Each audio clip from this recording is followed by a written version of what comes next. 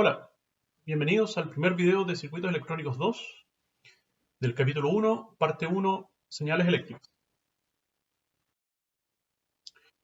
Partimos definiendo las señales eléctricas, ¿ya? En nuestro contexto, que son los circuitos electrónicos, son tensiones o corrientes, ¿ya? Que tienen información del mundo real, observada por un transductor o sensor, ¿ya? O sea, en el fondo las señales existen en el mundo real, son cantidades físicas, como temperatura, humedad o velocidad del viento, lo que sea, sonido puede ser. Y eso hay que convertirlo en una señal eléctrica. En esta asignatura vamos a hablar solamente de señales continuas en el tiempo, ¿ya? O señales análogas o analógicas, ¿ya? Por lo tanto, están definidas en todo tiempo T. ¿Ya? Eso es lo más importante, es que a diferencia de las señales discretas que se ven en otra asignatura, las señales continuas están definidas en todo tiempo t, continuo también. Por lo tanto, la amplitud se puede conocer en cualquier instante. Se requerirá procesar las señales para utilizarlas en algunas aplicaciones. O sea, si nosotros obtenemos la señal del mundo real, la convertimos en una señal eléctrica, luego vamos a necesitar procesarla, ya sea amplificarla o sumarla o filtrarla o hacer algo para utilizar alguna aplicación útil. O sea, en general las señales que nosotros obtenemos directamente de los transductores no son utilizables inmediatamente, sino que hay que hacerle este proceso. Y hay algunos ejemplos de señales eléctricas. Por ejemplo, la señal de voz, música en la salida de un micrófono, la tensión de la red de 220, señal de un electrocardiograma en los electrodos, son todas señales eléctricas que contienen información. O también la señal de RF en la entrada de una antena. Entonces, las señales eléctricas se pueden representar como una fuente de voltaje Vs que tiene una resistencia Rs en serie, ¿ya? Que es el modelo Thevenin que se ve acá en la figura A. Entonces tenemos la fuente de tensión Vs, la resistencia en serie Rs. O una fuente de corriente Is con resistencia Rs, que es la figura que tenemos acá, a la derecha. Entonces una fuente de corriente y una resistencia en paralelo, ¿ya? Que es el modelo Norton. El más común de estos es el modelo Thevenin, ¿ya? Donde RS normalmente se utiliza cuando son valores bajos. O sea, quiero decir, el modelo Thevenin se utiliza normalmente para representar una fuente de señal eléctrica cuando RS es un valor bajo, ¿ya? En otras palabras, las fuentes de señales eléctricas siempre van a tener dos componentes. Uno, la fuente de tensión, como se ve en este modelo, y dos, la impedancia de salida, ¿ya? Que en este caso es RS. Y esto representa, en otras palabras, la imposibilidad de la fuente de señal a entregar infinita corriente en el caso de las fuentes de tensión o infinita tensión en caso de las fuentes de corriente, ¿ya? Esa limitación está determinada entonces por esta RS, ¿ya? Y si lo pensamos, eso significa que si bien, o sea, que más bien que la señal eléctrica que nosotros estamos adquiriendo, su objetivo es el traspaso de información más que la generación de energía, ¿ya? En este caso. Así que en general esta RS que aparece aquí en serie será la que nos limite a que, por ejemplo, pudiésemos obtener mucha energía de esta señal eh, teórica ABS.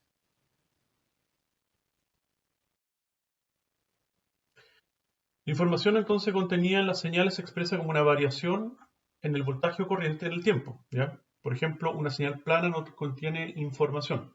O sea, imagínense la señal eléctrica que uno adquiere de un micrófono. Entonces uno al hablar, como lo estoy haciendo en este momento, genera vibraciones acústicas o mecánicas en el aire y estas vibraciones entonces se reflejan en una membrana. Esa membrana después genera una señal eléctrica porque está acoplado a un electroimán y una pequeña bobina, que es el concepto más básico del micrófono. Entonces, esas vibraciones son finalmente las que se procesan, se amplifican y se interpretan como información. O sea, mis palabras, que en este caso están viajando por el aire y se almacenan en el computador y luego se transmite por internet, es la información de la que estamos hablando. ¿Ya? Si yo me quedo en silencio y si hay total silencio en la pieza, entonces la señal acústica va a ser cero y la señal eléctrica va a ser plana y en ese caso no estaríamos comunicando información. ¿Ya? Entonces, para efectos de diseñar y analizar circuitos electrónicos que procesan estas señales arbitrarios, o sea, no son señales que uno las pudiese definir con una función matemática, ¿ya? No a priori por lo menos. Entonces, el dominio del tiempo es difícil de representar matemáticamente. O sea, si nosotros tenemos en este ejemplo, la figura que se ve acá, sacado del libro, una señal de dominio del tiempo, que quiere decir una señal que varía en el tiempo, ¿ya? En voltaje en este caso. Em, la pregunta es, ¿cómo representamos esto matemáticamente? O cómo, si queremos diseñar un circuito que maneje estas señales, ¿cuál sería la función de esta señal? ¿Ya? Es complejo analizarlo desde ese punto de vista. ¿Ya? En general, el dominio del tiempo, como vamos a ver más adelante, también nos interesa para efectos de análisis y diseño de circuitos electrónicos. Tan simple porque necesitamos saber cuál es el voltaje máximo, por ejemplo, o el voltaje mínimo, ¿ya? Para saber, en el fondo, las etapas que vamos a diseñar, cuántos son esos rangos que tenemos que considerar, ¿ya? Pero vamos a ver que es el otro dominio, el dominio de la frecuencia, el que nos va a interesar más. Entonces, espectro de frecuencias de señales. El espectro de frecuencia, entonces, es útil para caracterizar señales arbitrarias matemáticamente. ¿Ya? O sea, si tenemos una señal, por ejemplo, de audio, mi misma señal de la voz que estoy reproduciendo en este momento, la queremos analizar para efectos de diseñar un circuito electrónico, eh, entonces es el espectro de frecuencia, o sea, el dominio de la frecuencia el que nos va a servir.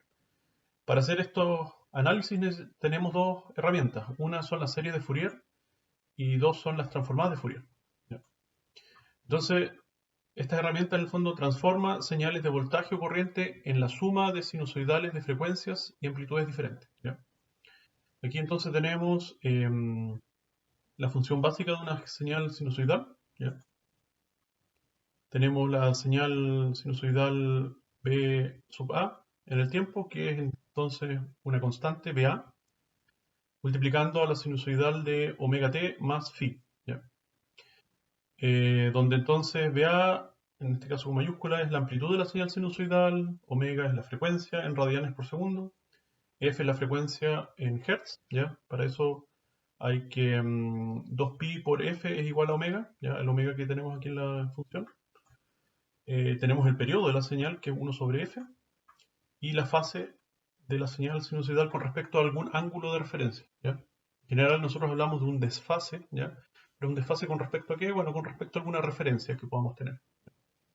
Entonces aquí está la señal dibujada en el tiempo, ¿ya? Entonces hacemos esta definición porque esto en el fondo es lo que después vamos a obtener de nuestras herramientas de la serie de Fourier o de la transformada de Fourier. ¿Ya? Una amplitud, una frecuencia y una fase.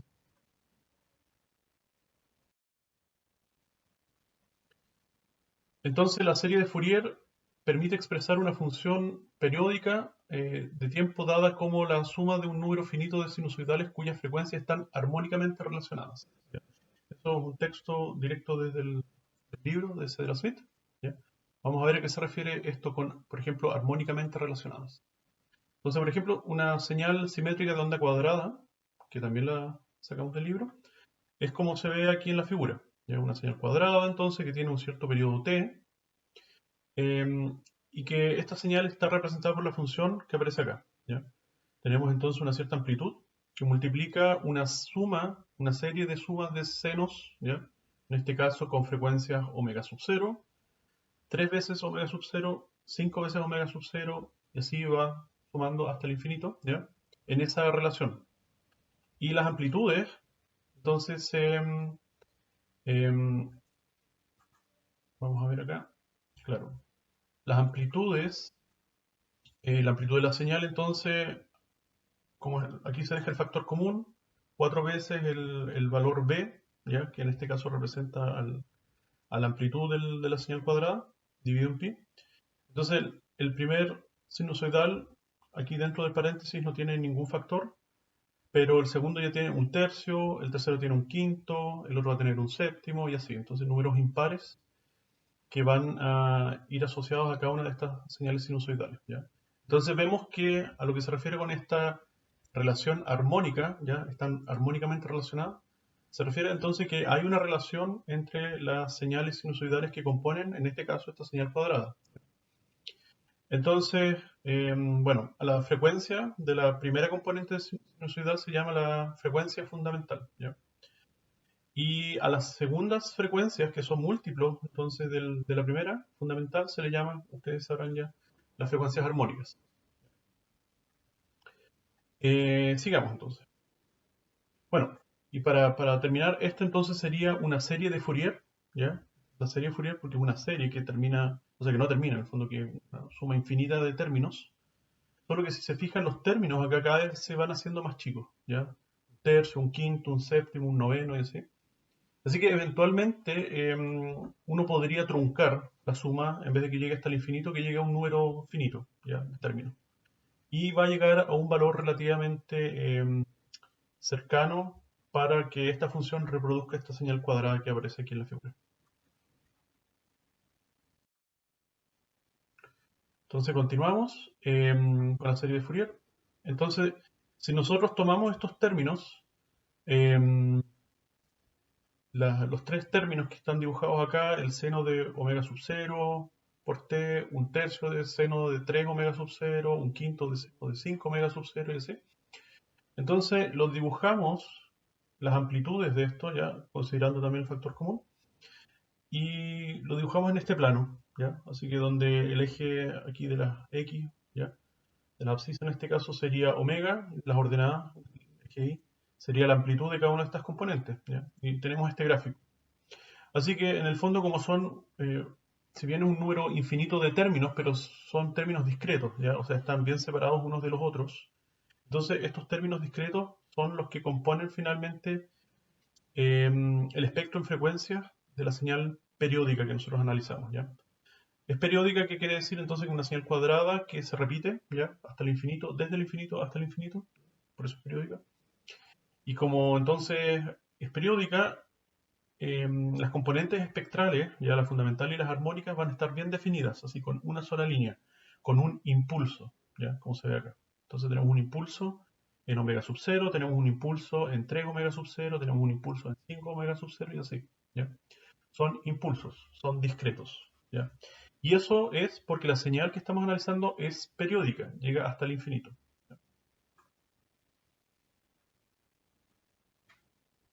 Ahí se puede ver entonces, bueno, las flechitas que indican la relación entre los términos y las componentes espectrales del gráfico de frecuencia. Entonces, las señales periódicas, como dije, implican que se pueden representar en series de Fourier, ¿ya? O sea, muchos términos hasta el infinito, resultando en un número discreto de frecuencias, como mencioné aquí. Entonces, en este caso, se visualizan 4, 5, en realidad son infinitas, pero están separados, también definidas una de las otras, ¿ya? Por eso son discretas. Mientras que las señales no periódicas, ¿ya? Implican que se pueden representar usando la transformada de Fourier, ¿ya? Resultando en un rango continuo de frecuencias, ¿ya? La transformada de Fourier entonces es una operación matemática que nosotros vamos a aplicar sobre una función, ¿ya? Una función, por ejemplo, una señal en el tiempo. Aplicamos esta función sobre esa señal y lo que vamos a obtener no van a ser componentes discretas de frecuencia como el caso A en la figura, sino que vamos a obtener un continuo de frecuencia, ¿ya? Como el caso B, ¿ya? Esto se debe a que si nosotros analizamos una señal que no es periódica, ¿ya? Que no se extiende hasta el infinito y desde el infinito, desde el menos infinito, entonces sucede esto, ¿ya? La explicación de esto, bueno, hay varias, unas más intuitivas que otras, pero no me voy a abocar mucho en ese término. Hay bueno, en la asignatura de análisis y procesamiento de señales se explica esto con detalle. También lo pueden buscar en las guías del curso de APS del profesor Viñolo y ahí está explicado bien por qué sucede este fenómeno, de la periodicidad y la no periodicidad y los respectivos espectros que se ven acá, ¿ya? Lo que sí podemos mencionar acá es la misma operación de la transformada de Fourier, ¿ya? Entonces la operación, en el fondo aquí vamos a expresar como x de omega, ¿ya? Como la integral de menos infinito hasta infinito de la señal que queremos analizar, transformar, ¿ya? En este caso es x de t, que se multiplica por una exponencial compleja, ¿ya? De omega, o sea, de e elevado a menos i omega t, ¿no es cierto? De t. Entonces, esta fórmula, ¿ya? Del transformada de Fourier, a principio no es muy intuitiva. Y esta se puede explicar un poco ignorando el hecho de que es un número complejo. El número complejo, en realidad, esta operación no tiene mucho de complejo, ¿ya? En el estricto rigor, sino que se utiliza la notación de la identidad de Euler, en este caso, ¿ya? El e menos la exponencial compleja, refiriéndose a que lo que estamos haciendo es simplemente tomar nuestra señal de referencia x de t y la estamos multiplicando en dos instancias. En la primera instancia lo estamos multiplicando por un coseno de omega t, ¿ya? Y en una segunda instancia estamos multiplicando esta señal ya de referencia que queremos transformar, x de t, por un seno de omega t, ¿ya? Entonces, la variable compleja, el i, es solamente utilizada para separar estas dos sumas, porque si se fijan, vamos a multiplicar esta señal de referencia con un coseno y luego lo vamos a integrar en todo el rango de integración, en este caso de t, ¿ya? De la señal que estamos transformando, en los dos casos. Entonces nos van a dar dos sumas, la suma del coseno y la suma del seno. Entonces lo que estamos haciendo es comparar la similitud de la señal de referencia x de t con un coseno de una cierta frecuencia, ¿ya? Nosotros aquí vamos a ir cambiando la frecuencia omega, porque esa es la gracia. La transformada de Fourier entonces evalúa una cierta frecuencia, ¿ya? Alguna de todo este rango, por ejemplo, frecuencia cero, frecuencia, no sé, y tercios, o lo que ustedes quieran, ¿ya? Es un rango continuo de frecuencia. Nosotros evaluamos esa frecuencia, ¿ya? Por lo tanto, lo que estamos haciendo es comparar cuánto se asemeja el coseno de esa frecuencia en particular con la señal que estamos transformando, ¿ya? X de t. Entonces, en el caso de que supongamos que x de t es exactamente un coseno de la misma frecuencia que estamos evaluando, ¿ya? ¿Qué es lo que va a suceder? ¿Ya? Entonces, si es un coseno de la misma frecuencia, lo que sucede es que los semiciclos positivos van a dar valores positivos y los semiciclos negativos, al multiplicarse, también van a dar valores positivos, ¿ya? Por lo tanto, la suma, la integración de todo esto, dado que las dos señales son iguales, va a ser una señal de gran amplitud, la suma total va a alcanzar una cierta amplitud grande y va a ser positiva, ¿ya? Por lo tanto, esta parte de acá, el primer término, el coseno, me va a, de alguna forma, decir que esa señal x de t se parece mucho a un coseno del omega que estoy evaluando, ¿ya? Lo mismo sucede con seno, ¿ya? Entonces, por el otro lado, por el otro canal, ya el canal de la variable compleja, hago la misma evaluación. Tomo mi señal de referencia, ahora la multiplico por un seno de omega, ¿ya? Y si la señal, por ejemplo, es exactamente un seno de omega, va a suceder lo mismo. Los semiciclos positivos van a dar valores positivos y los negativos, al multiplicarse entre sí, van a dar también valores positivos. Cuando sumemos todos estos valores, que son todos positivos, entonces me va a dar también un valor, un término alto, ¿ya? Que significa que hay harta similitud. Por el contrario, si el valor es de gran amplitud, la suma, la integración entre menos infinito hasta infinito, es de gran amplitud, pero es negativo, significa que hay alta similitud, pero que están en contrafase, ¿ya? Que los señales están entonces en contrafase. Podría ser un seno, ¿ya? Desplazado en, por ejemplo, 180 grados, ¿ya? Pero de la misma frecuencia que la frecuencia que estamos comparando omega. Así que en realidad lo que hace la transformada de Fourier es simplemente tomar nuestra señal de referencia x de t y en dos instancias separadas compararlo con un coseno de un omega que yo le pido, ¿ya? Y me dice qué tanto se asemeja, y por el otro lado con un coseno con un seno de omega, ¿ya? Cuánto se asemeja, ¿ya? Entonces me da dos términos, un término que es real y otro término que es imaginario, pero en realidad la parte real lo que me dice es cuánto se asemeja al coseno de ese omega, y la parte imaginaria cuánto se asemeja al seno de ese omega.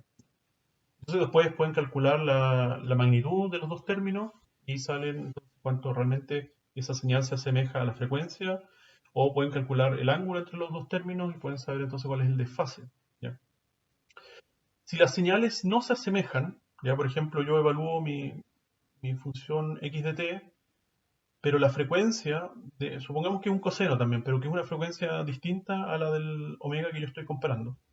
Entonces lo que va a suceder es que a ratos van a aparecer términos positivos de x de t que se multiplican con términos positivos de coseno de omega, de ese omega en particular, pero a ratos uno va a ser positivo y los otros van a ser negativos, ¿ya? O estos van a ser negativos y el coseno va a ser positivo, no sé.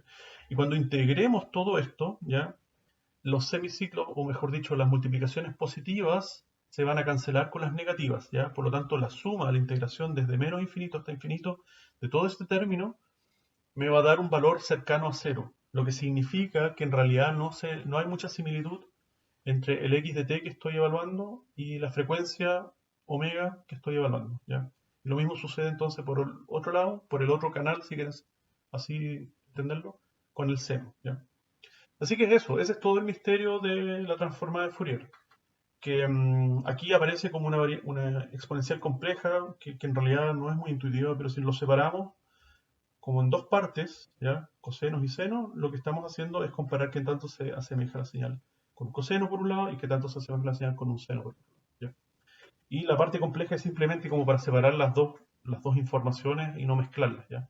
Si no estuviese esta variable compleja, entonces estos dos términos se sumarían y nosotros no queremos sumarlos, queremos tenerlo como valores independientes. Ya, ahí está la explicación entonces de la transformada de Fourier. Para esta asignatura en realidad no lo vamos a ver, es como más bien un repaso, pero la idea es que a través de estas dos herramientas, ya sea la serie o la transformada de Fourier, nosotros vamos a saber entonces cuál es el espectro de una señal y con eso vamos a poder entonces diseñar o analizar un circuito electrónico que se ajuste a las características de esta señal.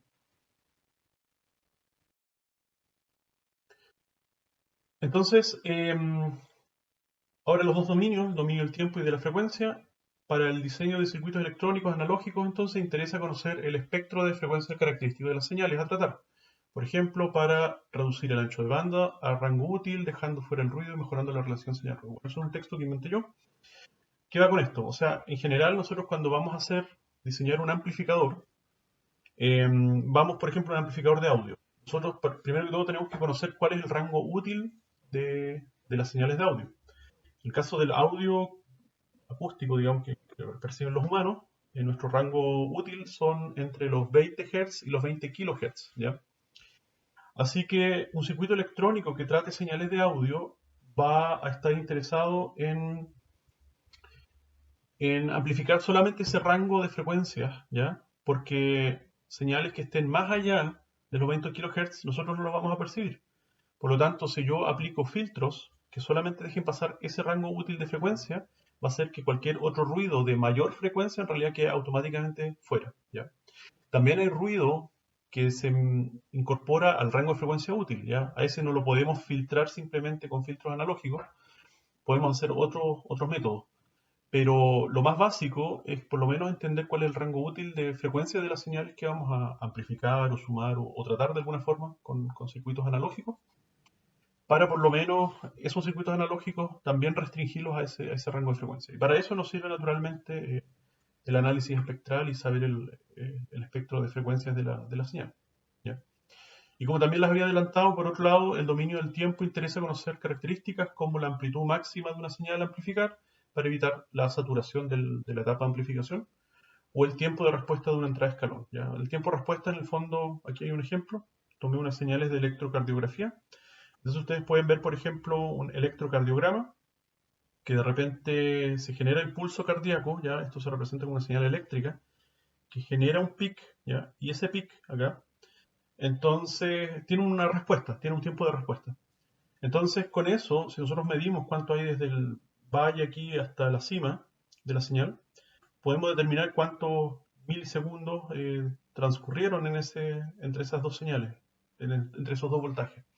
Por lo tanto, si vamos a aplicar componentes pasivos, filtros, tenemos que estar seguros de que la respuesta en el tiempo, ¿ya? El tiempo de respuesta, quiero decir, no sea más lento que el escalón que se está generando aquí, por ejemplo, con el electrocardiograma, porque eso significaría nosotros nunca seríamos capaces de percibir ese impulso, sino que el impulso sería mucho más lento, ya llegaría quizás hasta la mitad de la amplitud, y eso naturalmente es una distorsión que en el ámbito médico es intolerable, ya, es inaceptable porque un, un especialista podría eh, derivar al paciente ¿cómo se llama? Un caso de una enfermedad cardíaca y en realidad es una distorsión eléctrica, no tiene nada que ver, ya.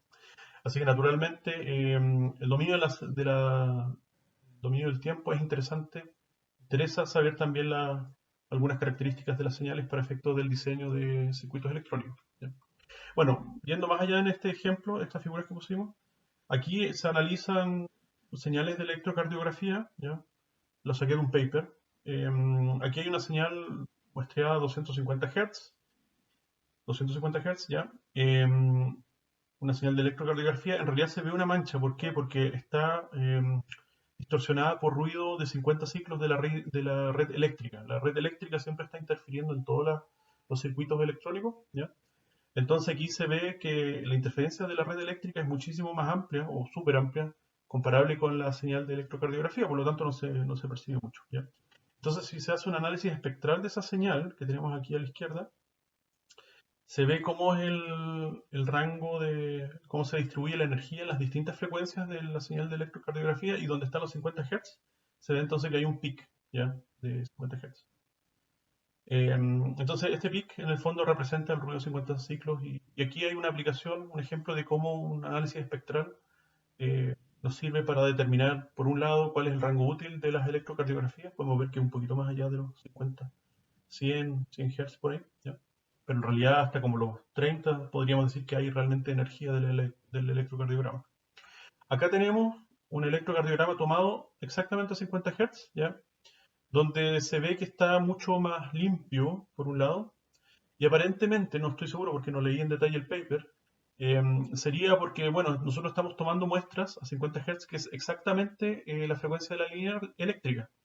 Por lo tanto, si coincidimos en la misma frecuencia, básicamente estamos tomando, por así decirlo, la foto, ¿ya? De la señal del electrocardiograma justo en el momento, justo en el mismo momento para cada ciclo de la línea de 50 ciclos, ¿ya? Por ejemplo, imagínense que la línea de 50 ciclos llega en algún momento X al peak, ¿ya? Al máximo, y justo en ese momento nosotros tomamos una muestra de la señal de electrocardiografía. Si nosotros estamos muestreando a 50 Hz, entonces la siguiente muestra de la electrocardiografía también va a ser en la cima, en el máximo de la señal de 50 ciclos, ¿ya? Y siempre va a ser en la cima, porque estamos tomando muestras exactamente cada 50 Hz, o sea, en este caso, ¿cuántos son? Cada 20 milisegundos. Eh, Así que eso, es un ejemplo simplemente de cómo se ve una señal del dominio del tiempo y aquí su respectivo espectro en el dominio de la frecuencia. ¿Bien? Entonces, para finalizar, un ejercicio dice, cuando un resistor se le aplica una señal de onda cuadrada, como el de la figura 1.4, o lo que vemos acá y que ya habíamos visto en las diapositivas anteriores, cuya serie de Fourier está dada por la ecuación 1.2, la ecuación que vemos acá, ¿ya? La potencia total disipada se puede calcular directamente usando la relación P es igual a la ecuación que vemos acá. La ecuación que vemos acá no es nada más que el promedio de las potencias instantáneas, ¿ya? En otras palabras, yo calculo la potencia instantánea acá como B de t en ese, o sea, B en ese instante al cuadrado dividido en R y después se lo sumo al B en el instante siguiente al cuadrado dividido en R, así voy integrando entonces todas las B cuadrado dividido en R, ¿ya? Como es una señal cuadrada y es plana, entonces todo este rango desde 0 hasta, en este caso sería t medios, va a ser el mismo valor, ¿ya? Se va integrando constantemente el mismo valor. Y luego tenemos valores negativos, pero los valores negativos al elevarse al cuadrado van a dar el mismo valor que si fuesen positivos, ¿ya? En fin, entonces nosotros integramos todas esas potencias instantáneas y luego lo dividimos por el rango de integración que es 1 sobre t, ¿ya? Y con eso sacamos entonces el promedio de las potencias instantáneas, ¿ya? Que es similar a calcular un promedio de notas, y como ustedes bien saben. Así que ese es el método directo de calcular la potencia de una señal periódica, ¿ya? Simplemente para un periodo calcular la promedio de las potencias instantáneas. También se puede calcular indirectamente, como dice acá, ¿ya? Al sumar la aportación de cada una de las componentes armónicas, ¿ya? Esto es que la potencia total es igual a la potencia de la fundamental, de la armónica 1, que es la fundamental, ¿ya? Más la potencia, en este caso, de este ejercicio con la señal cuadrada, de la armónica, de la tercera armónica, más la quinta armónica, la séptima armónica y así, ¿ya? Que se pueden encontrar directamente a partir de los valores RMS, ¿ya? ¿Qué quiere decir eso? Bueno, entonces yo puedo calcular, así como lo calculamos recién con la señal en el tiempo, acá completa, o sea, de la señal cuadrada en el dominio del tiempo, también lo podemos hacer con estas componentes sinusoidales, parciales ya, de la serie de Fourier. Entonces podemos, por ejemplo, si queremos calcular la potencia que aporta la fundamental, ya que es el término que tiene omega sub 0 multiplicado por 1, esa es la fundamental.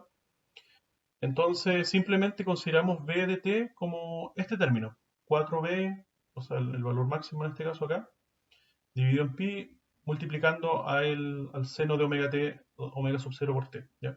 Solamente la componente fundamental podemos considerarla como b de t, la elevamos al cuadrado, dividimos por r, lo mismo que hicimos acá. Y eso, ¿ya?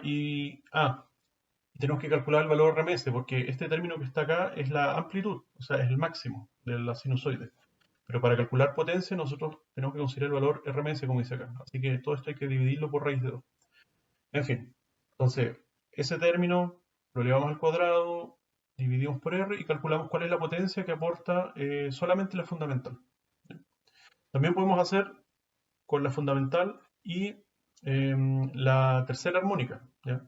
A todo esto, como dice acá al final, observe que al contar armónicas, la fundamental es omega sub 0 multiplicado por 1 y 2 omega sub 0, o sea, omega sub 0 multiplicado por 2 es la segunda armónica y omega sub 0 multiplicado por 3 es la tercera armónica y así, ¿ya? Y esta serie Fourier en particular, entonces solamente tiene armónicas impares, la 3, la 5, la 7 y así, ¿ya? Así que pasamos de la fundamental a la tercera armónica y después a la quinta armónica y después a la séptima y así, ¿ya?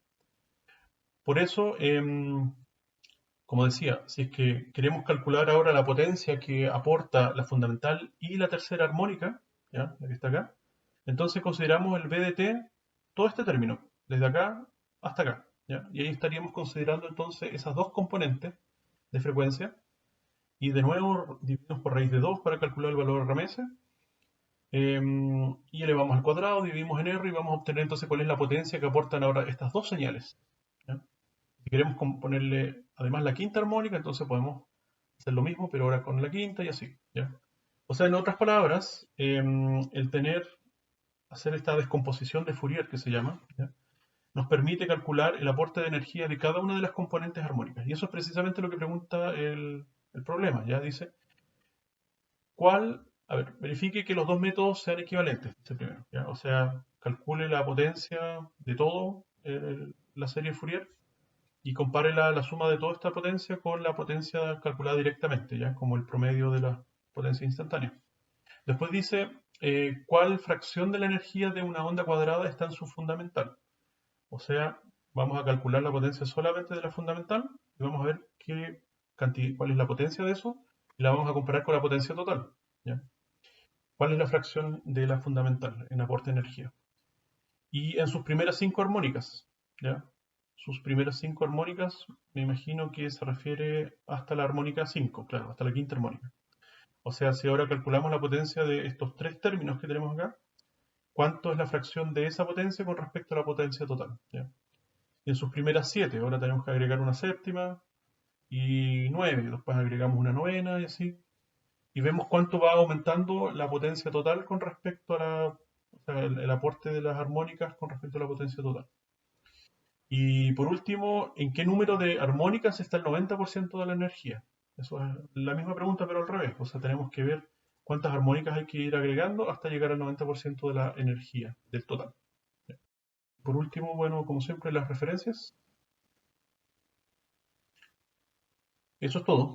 Entonces, nos vemos. Adiós.